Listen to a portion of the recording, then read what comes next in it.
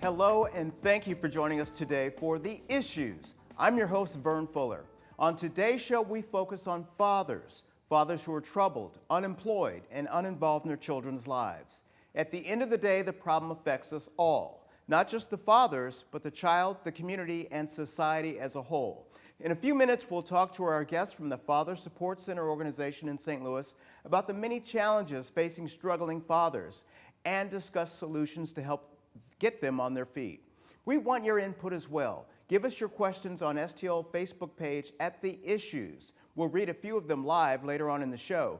But first, statistics show that children without involved fathers are less likely to do well in school, have healthy self-esteem, and less likely to avoid high-risk behaviors such as drug use and criminal activity.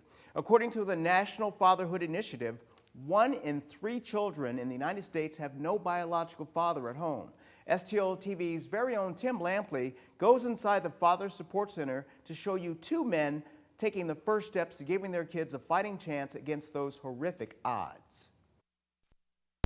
Fathers truly make a capital A difference. It's afternoon at the Father Support Center, and these young men are just wrapping up a 4-hour class. Long hours, but a great investment for fathers learning the importance of being involved in the lives of their children. Sitting next to each other are Cornell Smith and Jeremy Shaw. Their stories are similar. Both are in their 30s, both have children by 2 different women, and both are now trying to get their lives back on track. Jeremy admits he's made some mistakes in the past. There are things in my life that kind of like forced my hand, and time to bring the little boy out by me and bring the grown man into me. Meanwhile, Cornell says he fears his 4 children will face more obstacles in their lives if he doesn't turn his life around soon. I want my kids to graduate. I want them to be out in the streets. I want them both parents in their life. Responsible fatherhood is what this organization is all about. Since 1997, the nonprofit center has fought to educate and assist men who are not involved parents. The atmosphere here is what keeps many of them coming back. What services are you getting here? All kinds of services, computer classes, parenting classes, my GED, got a social worker.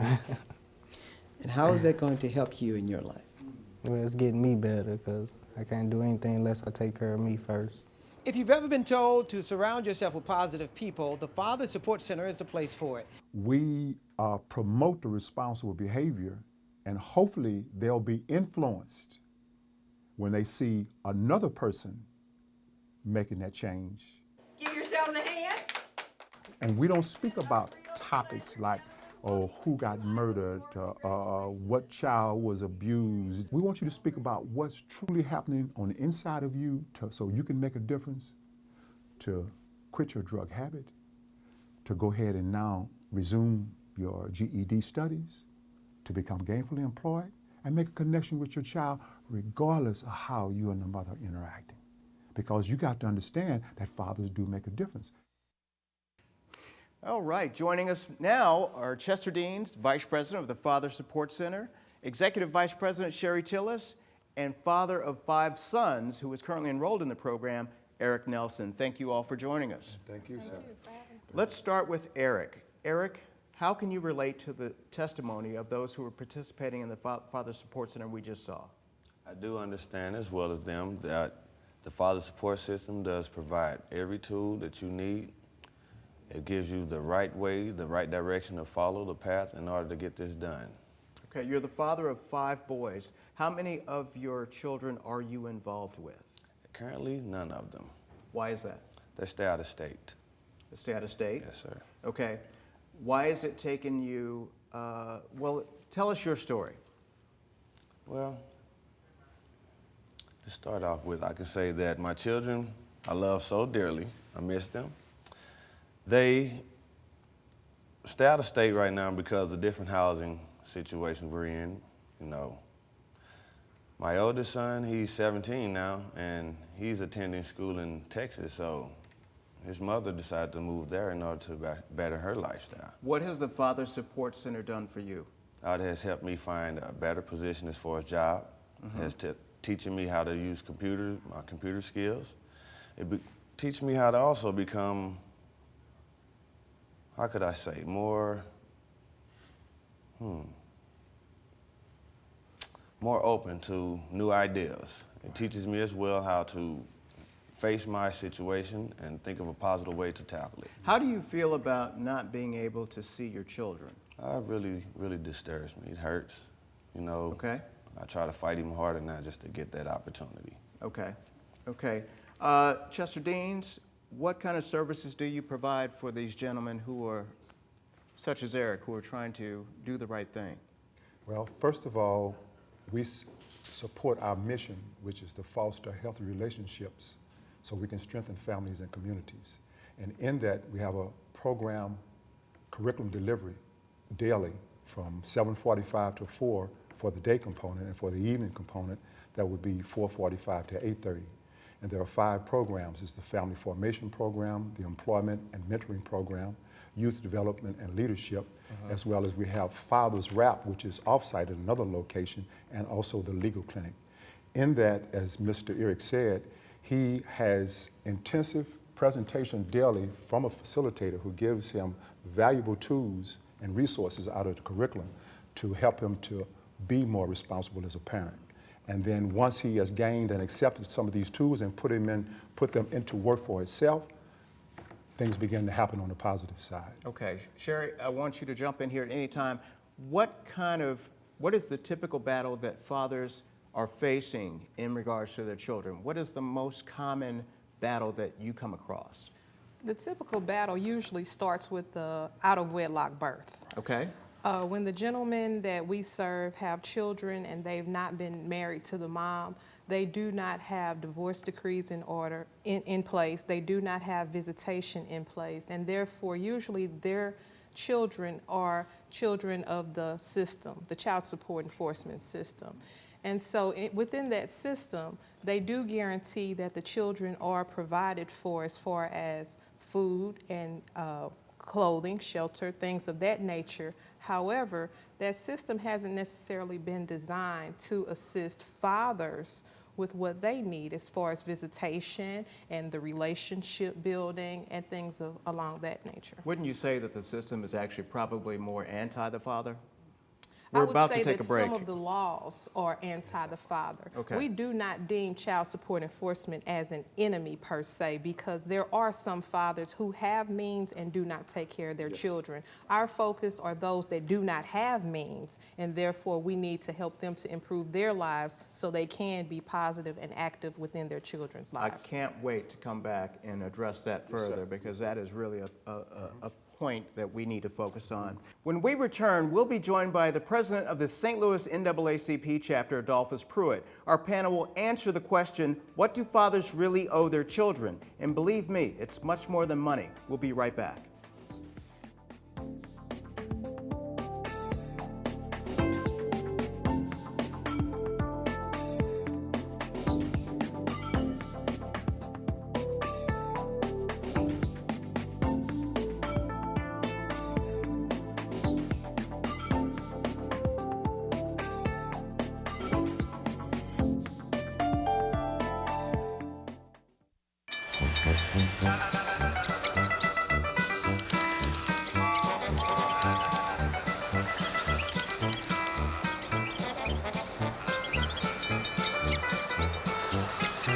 Kids will spend 15 minutes watching online videos like this one.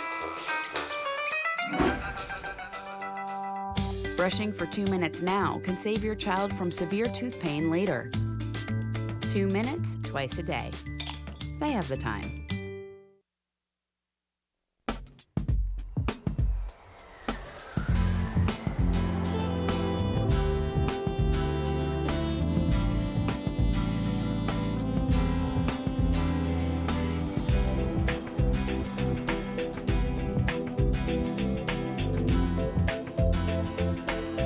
Experience St. Louis.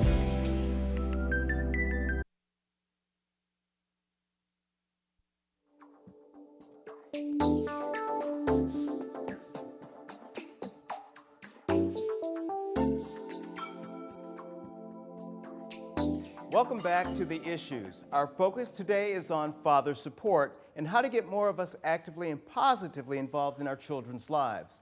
We're joined now with Adolphus Pruitt, president of the St. Louis chapter of the NAACP, and Alan Cohen, an attorney who specializes in family law. He is also the author of The Child Support Trap, The Men's Survival Guide. And Eric Nelson, a father of 5 sons, is joining us again.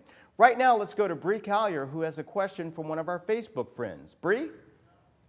Dave Gilmore asks, why are men held to a higher standard when it comes to conduct than women in custody battles? Well, gentlemen, why are men held to a higher standard when it comes to custody battles? Well, men are expected to act chivalrously. In today's society? Correct. With They're still equal rights? They are still expected to do the right thing. So when they do the right thing, they don't get a pat on the back. They get, okay, keep doing it. When they're unable to do the right thing, then they are treated like criminals. That's how the child support system works. Alan, let me ask you this, and Adolphus, feel free to jump in here anytime. In today's society, you know, there seems to be some boasting with young men who have multiple children from multiple women, and they boast about baby mamas.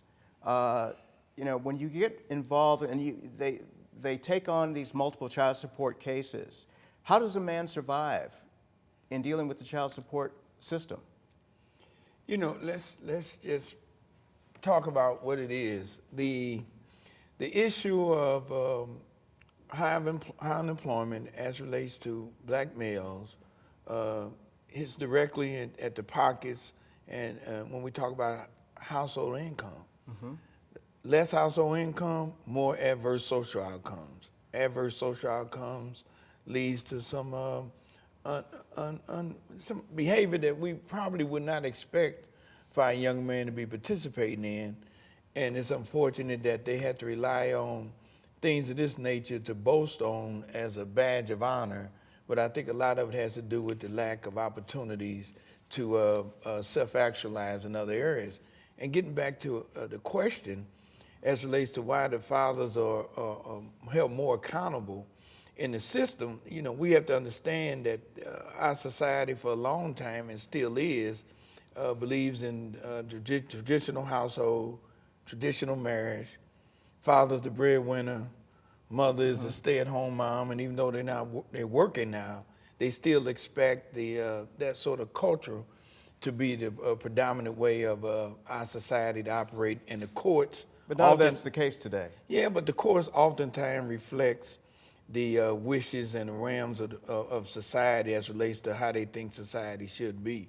And so we still have a court system that is stuck in traditional type of family structure, and they expect mothers or women to raise children and fathers to provide the support or to provide the income and other things. And I'm not saying it's right. I'm just saying that is the predominant factor, I believe, influencing the courts and the judges and how they make decisions now. Okay. Eric, you have 5 children that you have not been able to see. How assisting has the system been towards you to helping you see your children? Because you mentioned earlier this is a source of pain for you. Yeah, well, it's still early in my progress right now. So I have a couple of people in my corner who's going to help direct me in the right direction as far as the people I need to contact and talk with, how I can go about getting the proper procedure done without any chaos. And I guess we have to go from there.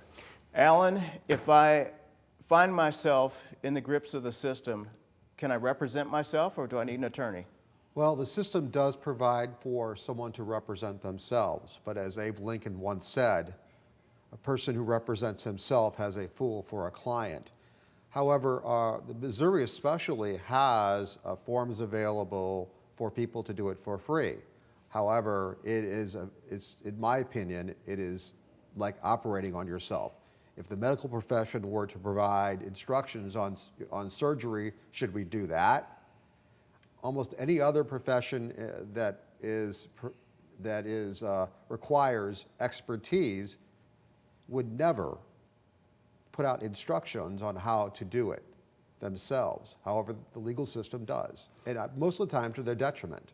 You've written a book called The Child Support Trap. I just want to ask you a few questions about this. Now, tell us about, why are we calling it a child support trap? Well, first of all, it's a system. It is as the gentleman here said, it has been going on for a long time. The child support system has been going on since the 1960s. In 1962, the federal government assumed that the traditional married life was correct, that fathers should support their children as they always had been. This is before we have equal protection laws. And we instituted certain policies that created single-parent households. They said you will not be eligible for benefits if the father is living in the house. I remember that. And so they kicked the fathers out of the house. They had a study in 1965 which said this was a dumb idea. All we're doing is creating more poor people, poor fathers, poor children. Common sense.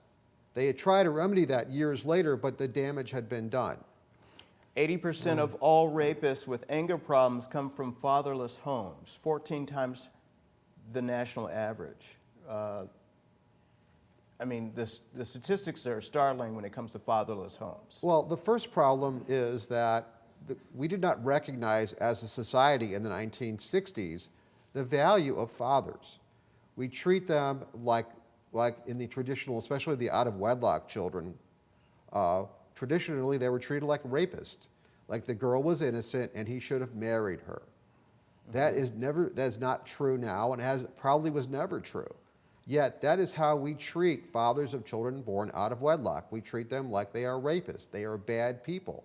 Is the system designed to capture the deadbeat dad, or does it also victimize the father who wants to be involved with their children, such as Eric? Well, if the entirety of the system, which it is to collect money, they don't care about a person being a father. That might exist in family court. That requires a person to go into court, hire a lawyer generally, file a court action to get custody established. That's very expensive to do. Eric, do you have a lawyer who's representing you? So when you say I'm making progress, how do you relate to that? I'm actually seeking the assistance, should I say, in order to get the proper tools that I need in order to have it taken care of. Well, let me ask you this. Why do you not have an attorney representing you? Because of financial. So you can't afford legal representation? No, sir. What kind of job do you do as a profession? I'm actually a cook.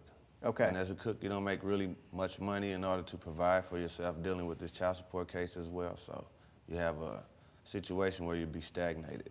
Are your wages being garnished? Yes, they are. Okay.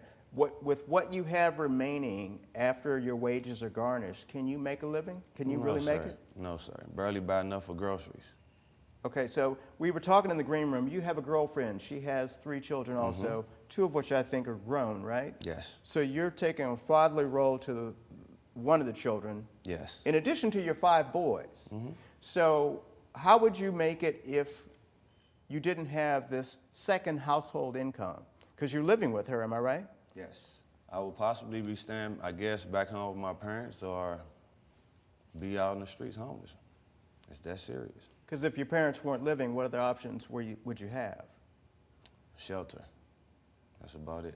Homeless shelter. Adolphus, Alan, it sounds to me like the system may not be working.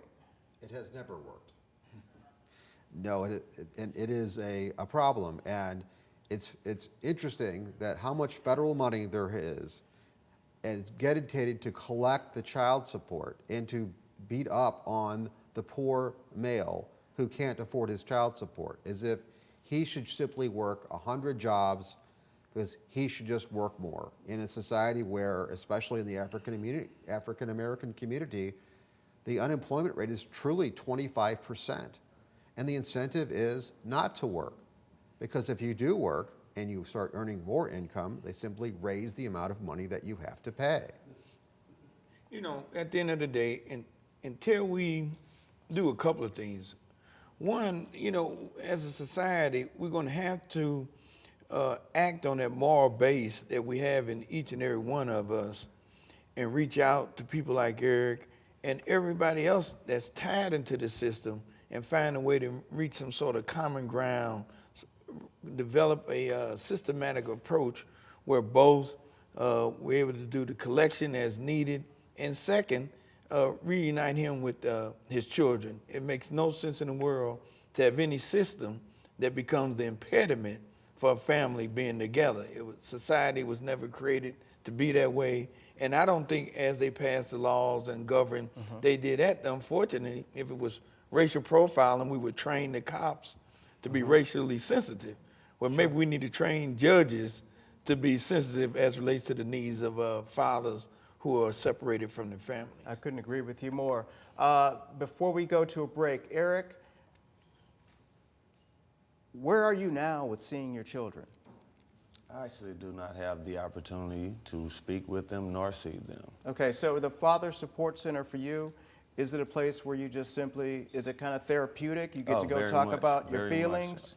So. You get the opportunity to vent and learn some mistakes that you have made in your life and try to find a different way of handling those problems without being so agitated, aggressive about things. You get a little bit more knowledge in order to know how to go about doing these things, as well as thanking the people who helped you. That feels good to vent and have somebody in your corner who may have experienced the same things that you're going through. Okay, thank you for sharing that.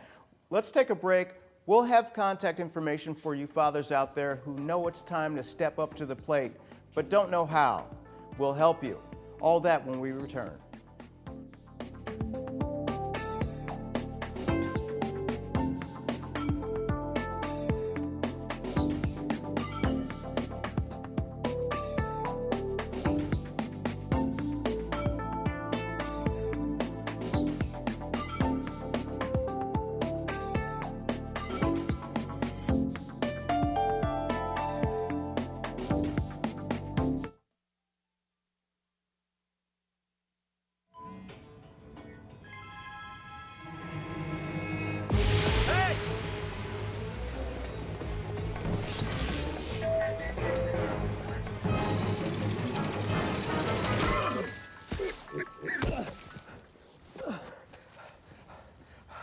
So, same time next week?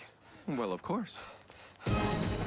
Put away a few bucks, feel like $1 million. For free tips to help you save, go to Feed the Pig. The odds of this daughter of a clergyman spending 11 weeks at #1 on the U.S. singles charts? 1 in 19 million. The odds of going on to win 6 Grammy Awards? 1 in 1.4 million. The odds of having a child diagnosed with autism? 1 in 110. I'm Toni Braxton, and I encourage you to learn the signs of autism at autismspeaks.org.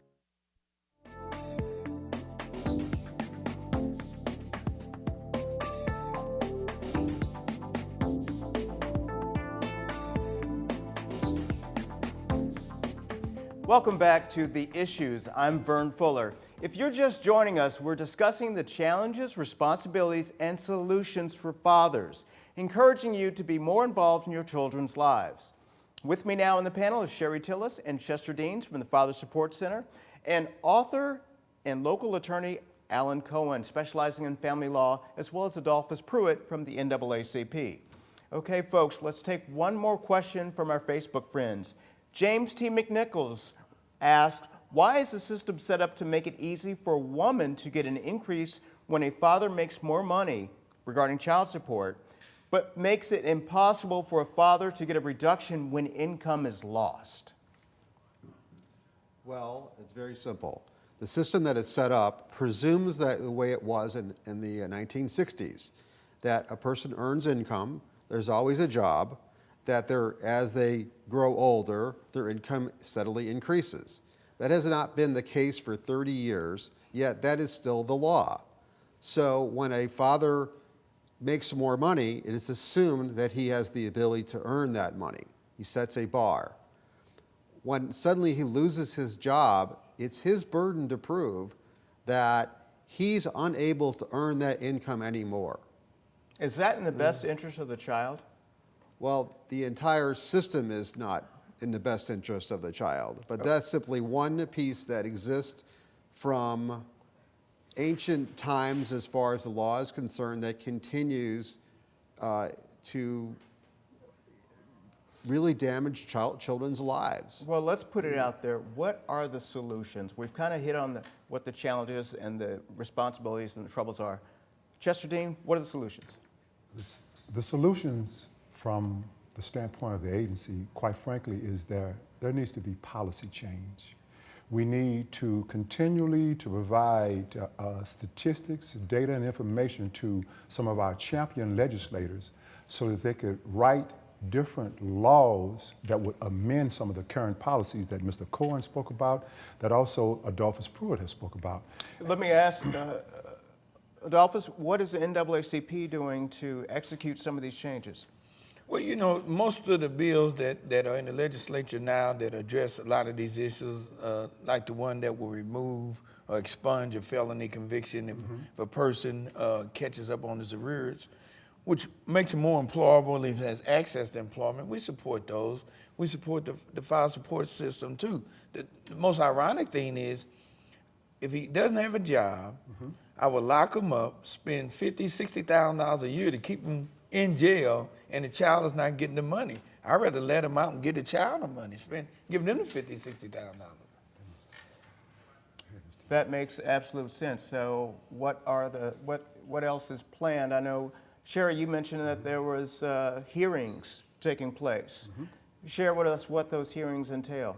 Right, so the Father Support Center has been instrumental in having our testimony heard, but I would also say that coupled with what these gentlemen have put on the table, what we have to begin to focus on is the population that this is negatively affecting. If we do not equip them with training opportunities, with employment opportunities, with housing and real solutions to become good fathers and fit families, then the cycle will repeat itself. If we continue to have child support as a felony, then we're really not talking about real solutions. We will have to begin at how we treat a certain population of people who have been victims of a system that's much bigger than just child support enforcement. Are we seeing any measurable change that is heading and changing towards changing the system?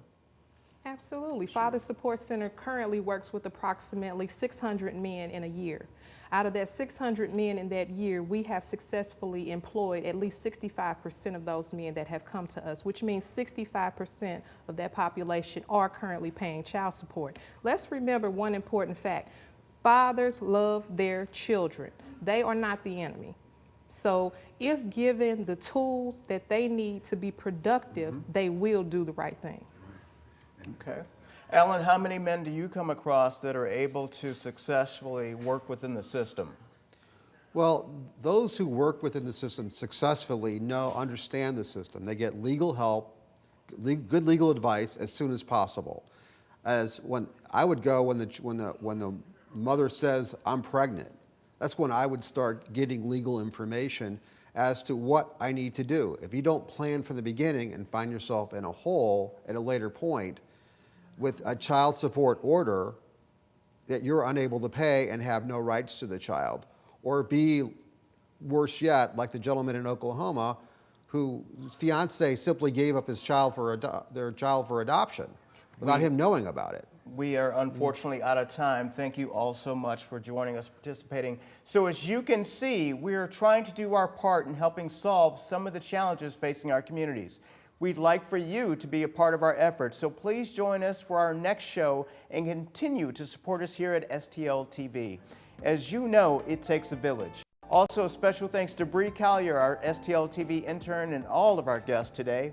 Continue leaving your comments on our Facebook page and follow us on Twitter and check us out on our YouTube channel. I'm Vern Fuller, and for all of us here on The Issues, create a great day.